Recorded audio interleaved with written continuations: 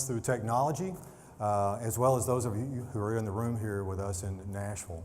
I'm James Bearden, the Executive Vice President for the Healthcare Group, and I'll be your moderator today.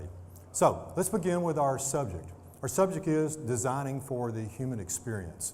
Well, let's just start off by admitting what we do in the physical environment has an impact on us. It has an impact on us physically as well as our mental well-being as well.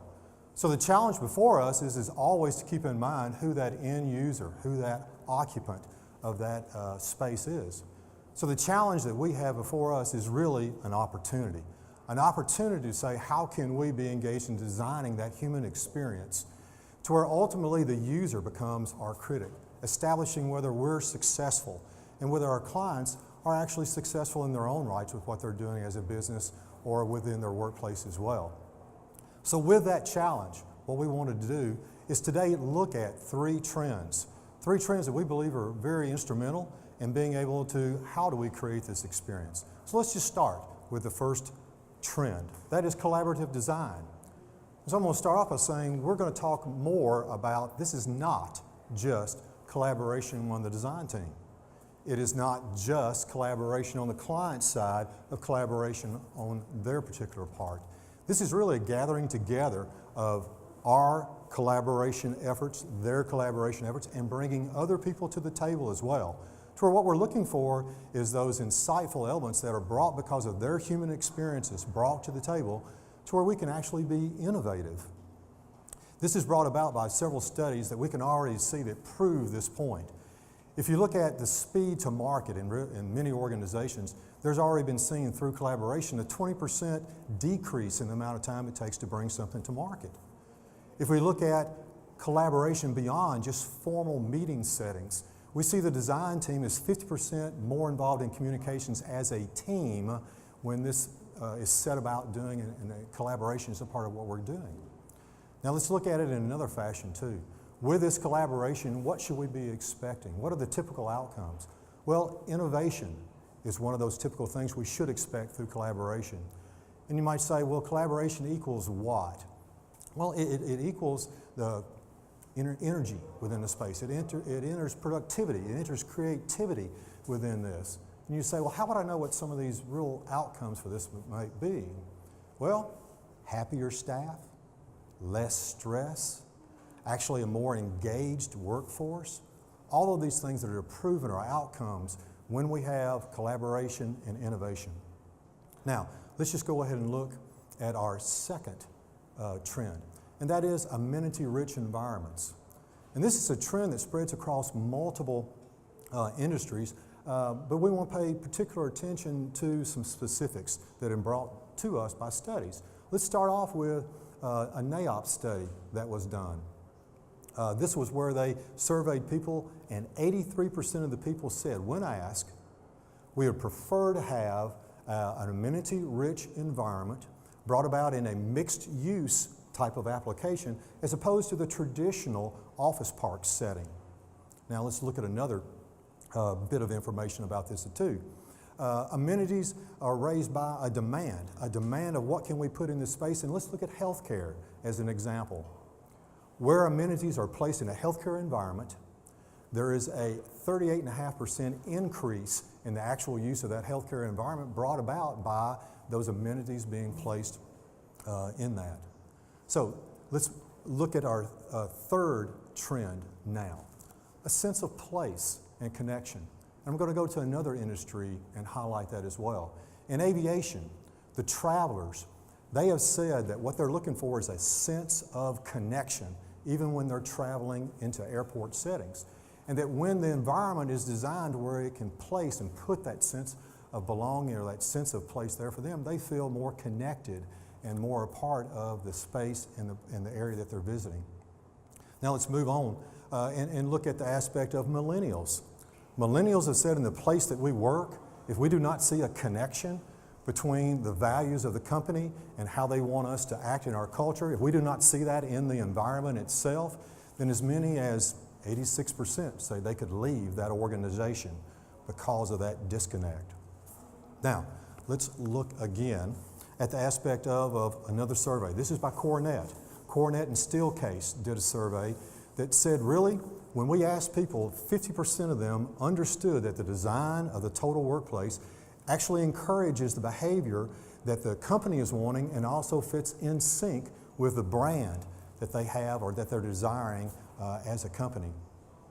So all these things are important to us, but let me just add one additional aspect of designing this built environment, and that is light. Bringing light in from the outside has a huge impact on the individual.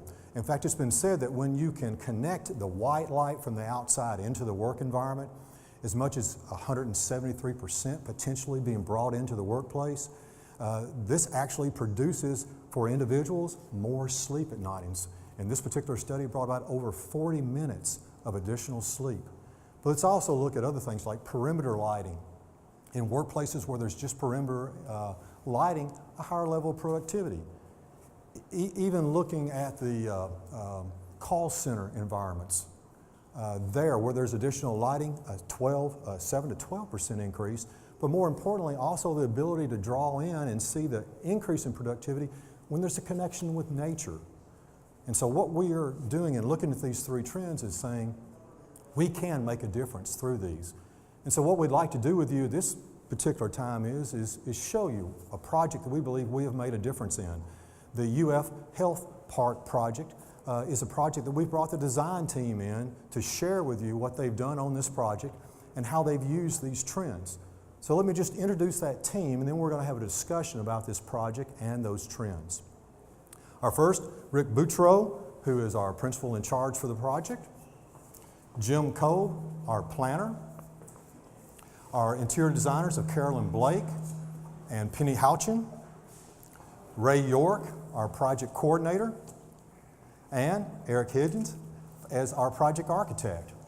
And before we begin, I thought, Rick, it'd be a really good idea if you just give everyone here a little basic background of what the project is, who the client is, and then we'll begin our discussion. Thank you, James. A little background on the UF Health System. Their main campus is downtown Jacksonville, and they were looking to expand their market. And in looking at Jacksonville, they realized that the south part of Jacksonville was pretty much saturated with their competition. So they decided to look towards the north to develop their new campus. They chose a phased approach on this project, expedite speed to market. The first phase of the project was freestanding ED and ambulatory hub, strictly outpatient services. And then the second phase was a 92-bed patient tower. With that, the first phase actually became support services, or supported the inpatient services for the second phase. Ultimately, the campus is supposed to be built out at about 300 beds with additional medical office space. The client really had a vision for this campus. They wanted to create a hospitality-like environment, and they wanted a place where the staff would be empowered, and it would be really a patient-centric environment. They really challenged the design team to not only meet that expectation, but to exceed it. Well, thank you, Rick. And going to our first trend of collaboration. So, team, talk to us about how collaboration is having an impact on the planning, the design, and the execution of healthcare projects. Well, James, perhaps the simplest comparison would be the relationship between how healthcare is delivered and how healthcare design is delivered. A patient can expect at UF Health that the medical oncologist, surgeon, radiation oncologist, psychiatrist, physical therapist, pharmacist, and care navigator would all be involved with the patient in the formulation of that patient plan. And it's proven that that sort of collaborative approach improves medical outcomes. Well, that says two things to us. It says that they live in a culture where they expect that collaboration and they expect that from us in our delivery work. And it also says they need those collaborative environments within the healthcare building. Perhaps the clearest example of how we did this as our design approach would be the early integration of interior design. Our designers were involved, Penny and Carolyn were involved at the onset of schematic design. They literally owned floors of the building, and they worked in an incredibly collaborative manner to direct all the interior lighting through the building, which is one of the largest form givers. So it was a very collaborative approach in that regards. Yeah, and I think from the user side, when we started working through the design with the user, they were very engaged. UF has a probably culture of being more collaborative than I know some of the clients I've worked with before, and that really helped us through the design process. I feel like we went through a pretty rigorous design process with them.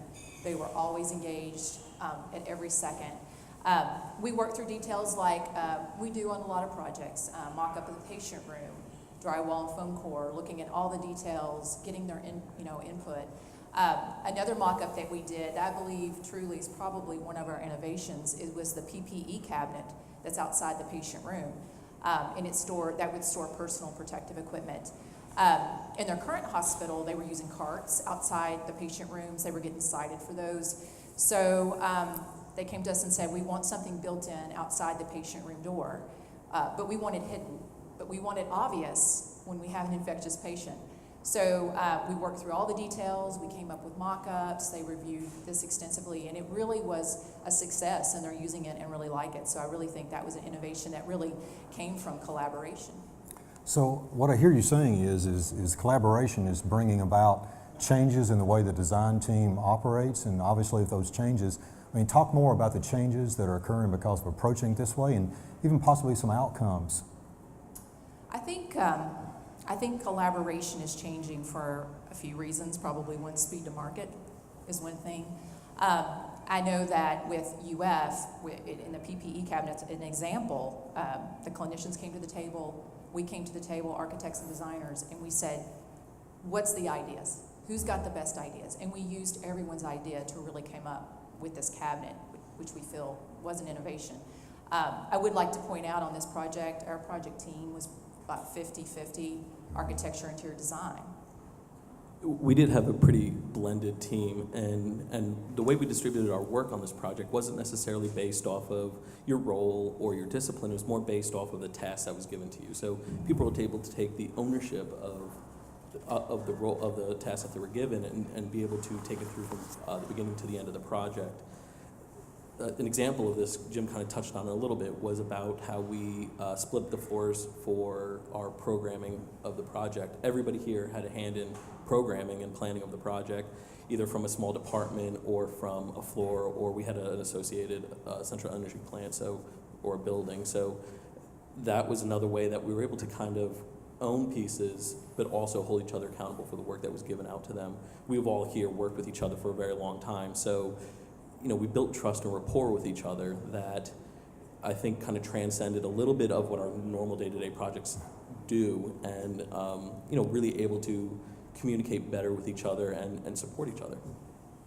Yes, and I think Erik's just talked about how our team collaborated internally, but this client in particular supports their staff collaboration, and they have a central team space on each floor with adjacent huddle rooms, and so they wanted us to create an environment that would allow them flexibility down the road as they're operating these units. So for example, you can see on the screen behind me there's a picture of a staff workroom. There were 2 of these on each of the med-surg and ICU floors, and this was a shortcut for the nurses so they didn't have to walk all the way around the end of the unit, but also it was a chance for them to have a quick conversation and shut the doors if they needed to. So I think that there's a picture of the team space. We created something that would allow them to really interact with each other. Great. Oh, go ahead, Erik. Oh, no, I wanted to kind of build on what Carolyn was saying about how there was collaboration not only with us on our team, but then UF as their team themselves, but the third level of that was a collaboration of us with UF Health. And we achieved that through exhausting but very frequent and necessary user group meetings, from planning to schematic design development. And what we had here is, and actually this is an example of a pool planning session we had with the contractor and with the owner, kind of establishing the goals early on in the project and expectations.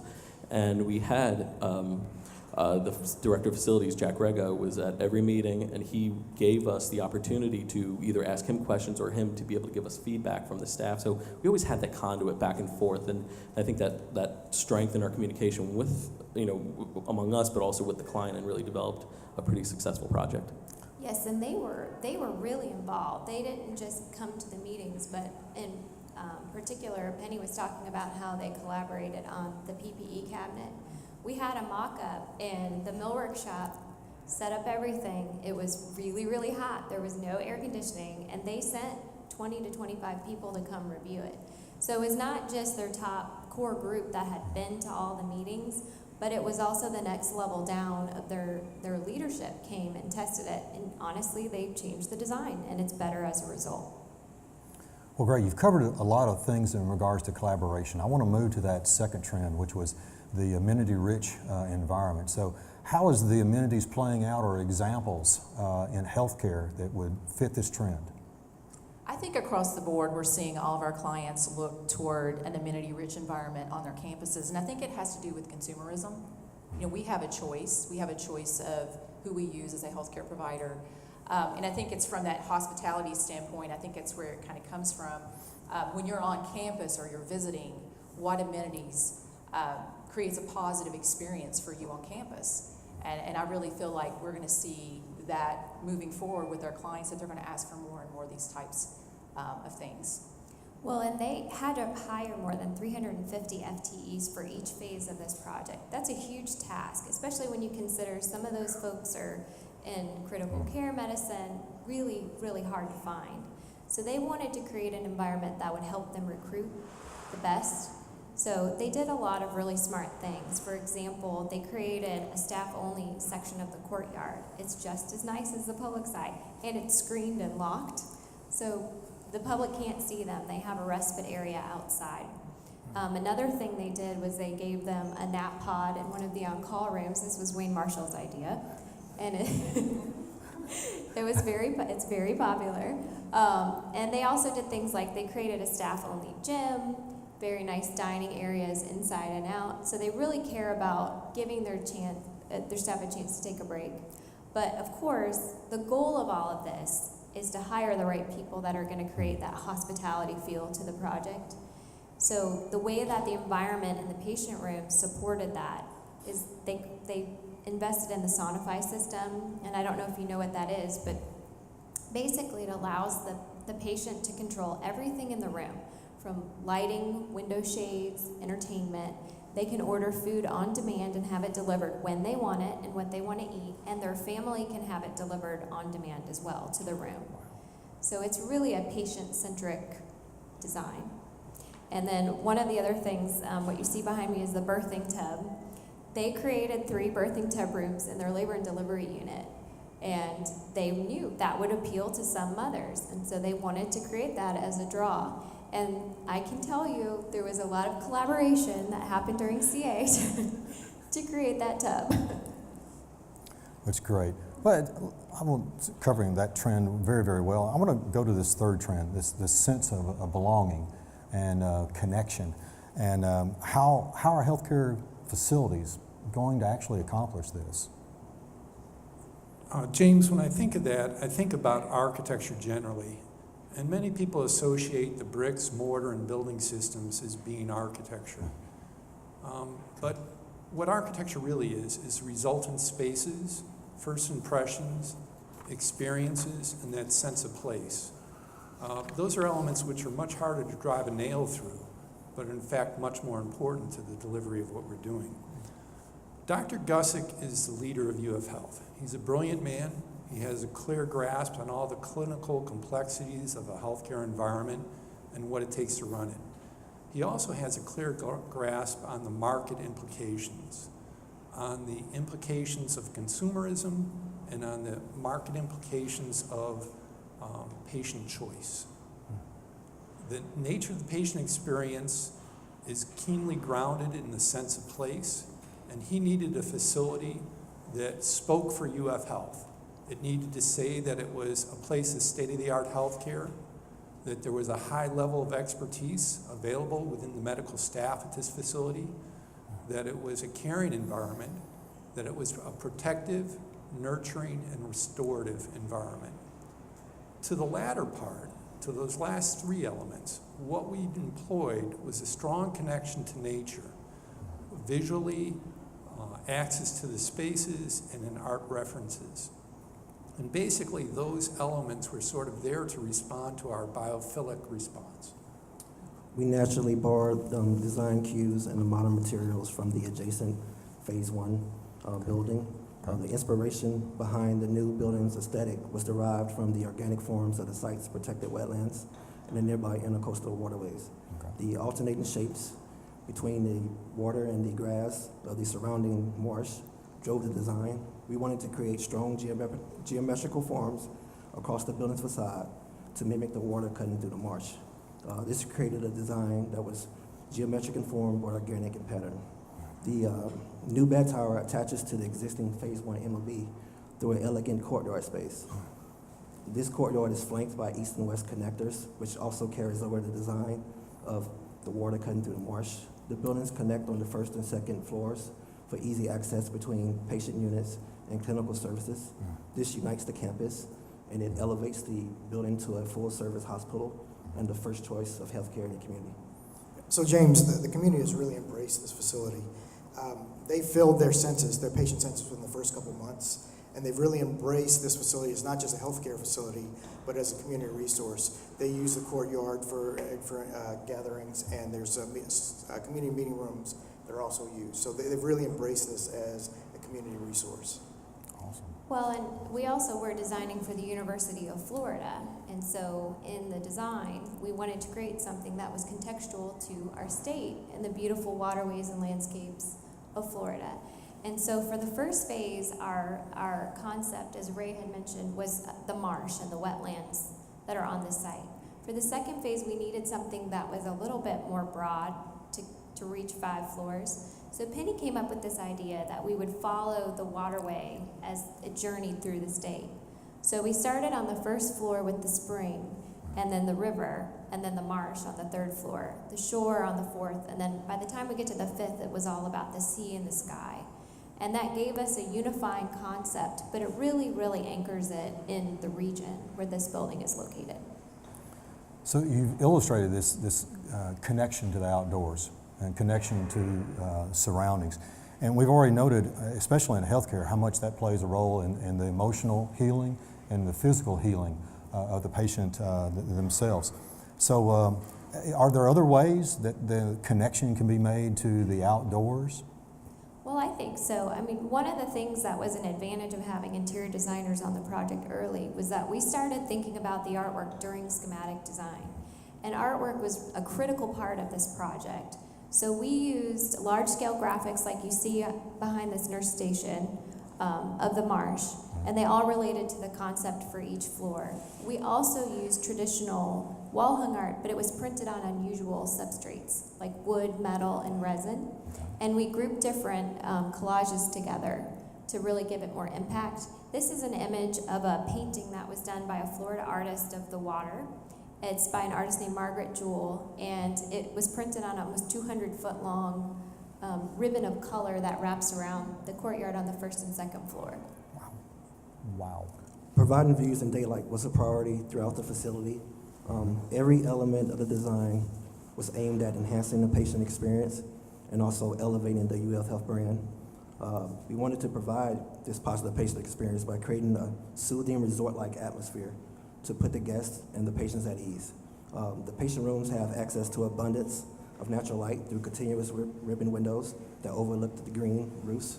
Also, the main entry lobby was 2 stories of glass, and it flooded natural light throughout the space.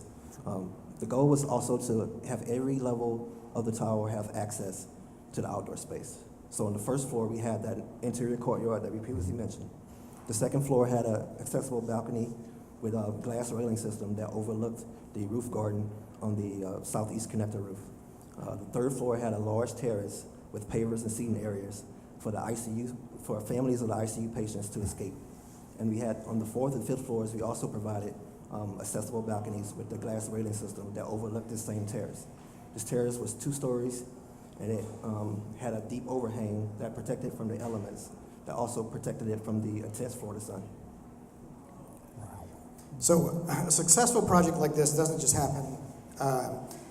We focus on the 3 trends: collaborative design, amenity-rich environments, and providing a sense of place. And this healthcare facility was truly designed for the human experience. And also, a great project like this doesn't happen without a great design team, I'd like to recognize everybody once again. Jim, Penny, Carolyn, Ray, Erik. Round of applause for the design team, guys.